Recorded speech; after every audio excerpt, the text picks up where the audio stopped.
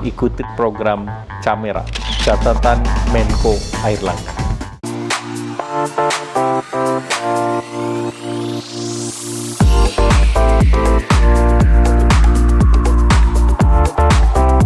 Sebelum Mas Tantowi diberikan jabatan ini, hal ini sebenarnya memang jadi concern nggak sih? Mungkin dari Selandia Baru, Mas Tantowi melihat, wah kok negaraku ini begitu saling hujat-menghujat, tidak satu, kebetulan dilalah kemudian menjabat dengan posisi penting seperti ini. Ya kalau kita semakin jauh kita dari Indonesia sesungguhnya, semakin kita itu bisa melihat Indonesia itu dalam konteks yang lebih besar. Ya karena sekarang ini kan kita hidup pada dunia yang sudah tidak ada batas. Apa yang terjadi di Jakarta itu dalam ukuran detik sudah bisa diketahui oleh dunia. Nah, yang membuat kita prihatin itu adalah hal-hal seperti ini, ya, saling berhadap-hadapan, terus memperbincangkan masalah yang sebenarnya nggak penting, Ca, tapi menghabiskan waktu, menghabiskan energi, menghabiskan biaya yang tidak ada solusinya. Sementara orang-orang di luar negeri itu, tempat kita tinggal itu, hal-hal seperti itu sudah tidak ada. Waktu menjadi sangat berharga, bagaimana keberadaan mereka sebagai komponen dari society yang ada dapat memberikan kontribusi. Kontribusi terkecil yang mereka bisa berikan itu adalah yang nggak ngerecokin gitu. Ya. Itu adalah kontribusi terkecil. Dengan mereka nggak ngerecokin aja, maka akan tercipta dunia yang ya damai gitu ya, kondusif ya, semua orang feel happy gitu. Nah ini yang kalau kita di luar negeri itu kita bisa membandingkan itu karena kita hidup pada satu negara di mana isu-isu yang terjadi di Indonesia itu sudah tidak ada lagi gitu. Ibaratnya nggak usah lah melakukan hal yang besar, mulai dari hal kecil, tidak mencampuri urusan orang, mungkin itu menjadi hal yang lebih baik ya. Tapi tadi sempat sedikit tadi Mas Tantowi cerita soal di Selandia Baru ternyata dapat informasi juga tentang Indonesia. Boleh dong Mas cerita-cerita waktu di Selandia Baru, karena saya belum pernah ke sana ya. Kayaknya negaranya indah sekali, luar biasa itu. 5 tahun loh menjabat di sana ya. Momen yang pasti sangat banyak yang tidak bisa dilupakan. Ya, jadi orang Selandia Baru itu 15% itu kan penduduk asli, yaitu suku Maori. Ya. Nah, suku Maori itu menjalani hidup persis seperti orang Bali, Ca. Oh ya? Nah, orang Bali itu mempunyai filosofi yang namanya Trihita Karana.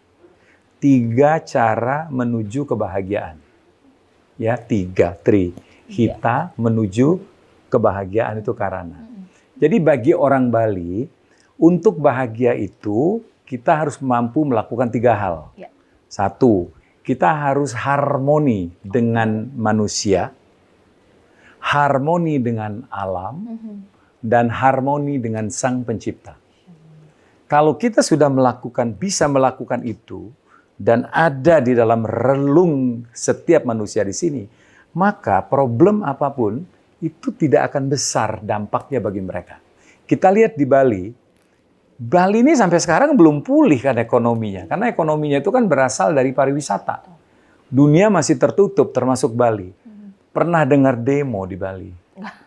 Nggak ada kan? Padahal mereka dalam konteks ekonomi, mereka yang paling terpukul kan? Sepi kemarin waktu pandemi. Sepi, 2 tahun tutup, ya kan? Sedangkan mereka cari makan dari situ. Nah, mereka cari alternatif lain. Kembali ke desa, jadi petani, jadi pengrajin seni, sehingga dunia itu masih tetap bisa berputar gitu ya. Kemudian lihat bagaimana mereka dengan alam, mereka begitu bersahabat dengan alam.